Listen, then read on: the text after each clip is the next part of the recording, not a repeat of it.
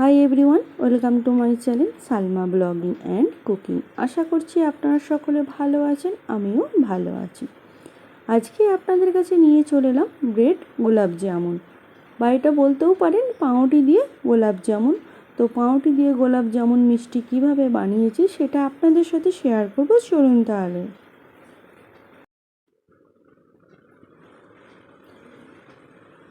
প্রথমে এখানে আমি ব্রেড নিয়ে নিয়েছি, স্লাইস ব্রেড নিয়েছি।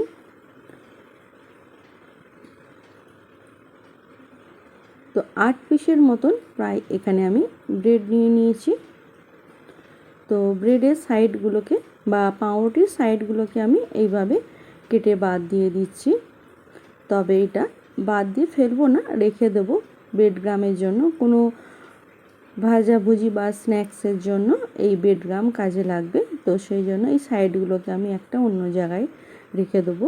আর এই ব্রেডগুলোকে বা পাউরুটিগুলোকে আমি অন্য একটা পাত্রের মধ্যে হাতে করে টুকরো করে রেখে দিলাম। আর বাকি যেগুলো কাটতে বাকি ছিল সাইডগুলো, সেগুলোকেও এইভাবে কেটে নিচ্ছি। যেহেতু পাউরুটি দিয়ে মিষ্টিটা তৈরি করব বা গোলাপ জামুনটা তৈরি করব, সেই জন্য পাউরুটিগুলোকে ভালো করে ছোট ছোট করে টুকরো করে নিচ্ছি সাইড থেকে কেটে।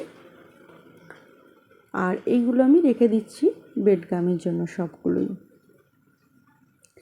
এরপর এখানে আমি 1 কাপের মতন দুধ নিয়েছি। তো প্রথমে অর্ধেকটা দুধ দিলাম, দিয়ে ভালো করে এই পাউরুটিটাকে দুধের সাথে মাখিয়ে নেব।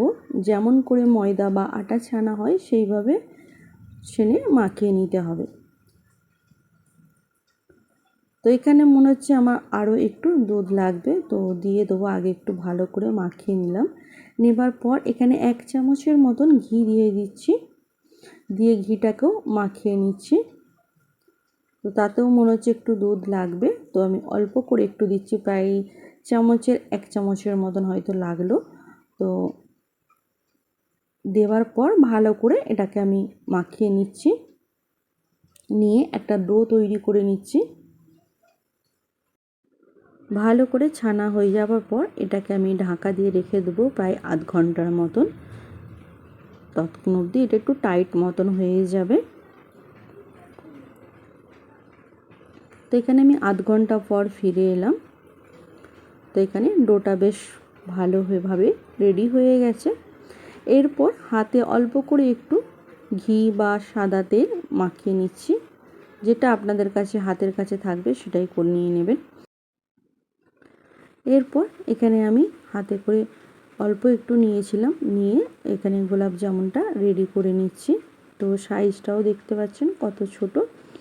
তো এইভাবে আর একটাও রেডি করে নিচ্ছি, সেটাও আপনাদের দেখিয়ে দিচ্ছি কিভাবে এই গোলাপ জামুনগুলো রেডি করে নিচ্ছি।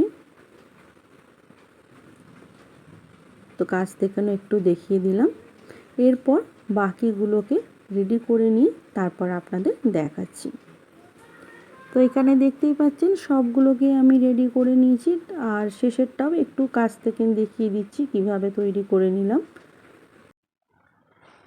তো এখানে কাছ থেকে দেখিয়ে দিচ্ছি আপনাদের। এরপর জামুনটা করব, গোলাপ জামুনটা, তার জন্য ওভেনেতে একটা প্যান বসিয়ে দিয়েছি। এখানে আমি চিনির শিরা রেডি করব। তো তার জন্য এখানে আমি 1 গ্লাস পানি দিয়ে দিয়েছি আর 2 কাপের মতন চিনি দিয়ে দিয়েছি, দিয়ে চিনিটাকে ভালো করে গুলে নিচ্ছি। এরপর এলাচের দানাকে এখানে আমি গুঁড়ো করে দিয়েছিলাম, আপনারা চাইলে এখানে এলাচটা গোটা দিতে পারেন। এরপর এখানে কিছু গোলাপ ফুলের পাপড়ি দিয়ে দিচ্ছি, দিয়ে ভালো করে চাশনি তৈরি করে নিচ্ছি বা একটা শিরা তৈরি করে নিচ্ছি।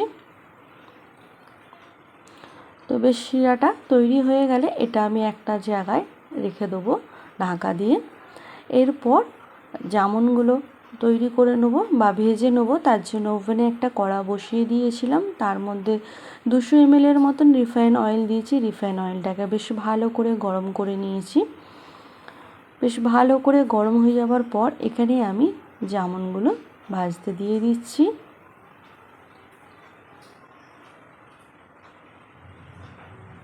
তো এই গোলাপ জামুন, ব্রেড গোলাপ জামুন বা পাউরুটি গোলাপ জামুনটা যে কোনো অকেশানে, কোনো ফেস্টিভ্যালে বাড়িতে তৈরি করতে পারেন। বাড়িতে কোনো মেহমান এলে এই গোলাপ জামুনটা তৈরি করতে পারেন, খুবই কম সময়ের মধ্যে ঝটপট তৈরি হয়ে যায়। জামুনগুলোকে বেশ চারিদিকে এইভাবে নাড়াচাড়া করে ভেজে নিতে হবে, যাতে জামুনগুলো চারপাশটা ভাজা হয়ে যায়, কোথাও না কাঁচা থাকে। এইভাবে নাড়াচাড়া করে জামুনগুলোকে ভেজে নিতে হবে। তো যে কোনো অকেশনে এই জামুন বাড়িতে তৈরি করতে পারেন, কোনো মেহমান এলেও এই গোলাপ জামুনটা তৈরি করতে পারেন, ব্রেড গোলাপ জামুনটা। এরপর যে জামুনগুলো ভেজেছি সেটা আমি শিরার মধ্যে দিয়ে দিচ্ছি।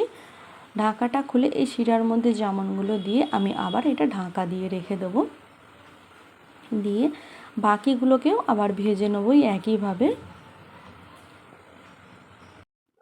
এরপর যেগুলো ভাজতে বাকি ছিল সেগুলো আমি দিয়ে দিচ্ছি। দিয়ে এগুলোকেও এই একইভাবে ভেজে নেব।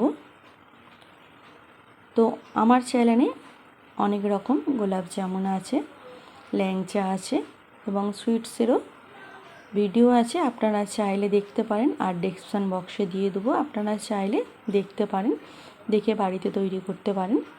তো একইভাবে এই গোলাপ জামুনগুলো ভাজা হয়ে গেছে। তেল থেকে তুলে নিয়ে তেল ঝরিয়ে নিলাম। নেওয়ার পর শিরার মধ্যে এই গোলাপ জামুনগুলোও দিয়ে দিচ্ছি, ব্রেড গোলাপ জামুনগুলো দিয়ে 1 ঘন্টার মতন রেখে দেবো। 1 ঘন্টা পর একটা প্লেটে আপনাদের সার্ভ করে দেখাচ্ছি এখানে। তো এত সুন্দর খেতে হয়েছিল এই ব্রেড গোলাপ জামুনগুলো, যতক্ষণ না আপনারা নিজেরা বাড়িতে বানান এর স্বাদটাও বুঝতে পারবেন না। এরপর ওপর থেকে গার্নিশের জন্য কিছু আমি কাজু বাদামকে কুচি করে রেখেছিলাম, সেগুলো দিয়ে দিচ্ছি। এটা অপশনাল, এটা ডেকোরেশনের জন্য দিচ্ছি, আপনারা চাইলে দিতেও পারেন, নাও দিতে পারেন। এইভাবে আমি ব্রেড গোলাপ জামুন বানিয়ে আপনাদের সাথে শেয়ার করে নিলাম। তো আপনারাও চাইলে এইভাবে একবার বাড়িতে অতি অবশ্যই গোলাপ জামুন বানাবেন, ব্রেড গোলাপ জামুন। কাছ থেকেও একটু দেখিয়ে দিচ্ছি এই ব্রেড গোলাপ জামুনগুলো কত সুন্দর হয়েছে আর কত নরম সফট স্পঞ্জি হয়েছে। তাহলে আপনারাও একবার এইভাবে বাড়িতে বানাবেন ব্রেড গোলাপ জামুন।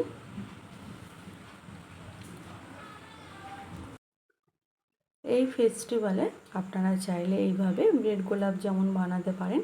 ভিডিওটি ভালো লেগে থাকলে লাইক, কমেন্ট, শেয়ার করবেন। আর আমার চ্যানেলটা সাবস্ক্রাইব করতে ভুলবেন না। পারলে ছোট্ট একটা লাইক করবেন, কমেন্ট শেয়ার করতে ভুলবেন না। পারলে ফ্রেন্ড ফ্যামিলির মধ্যে শেয়ার করবেন।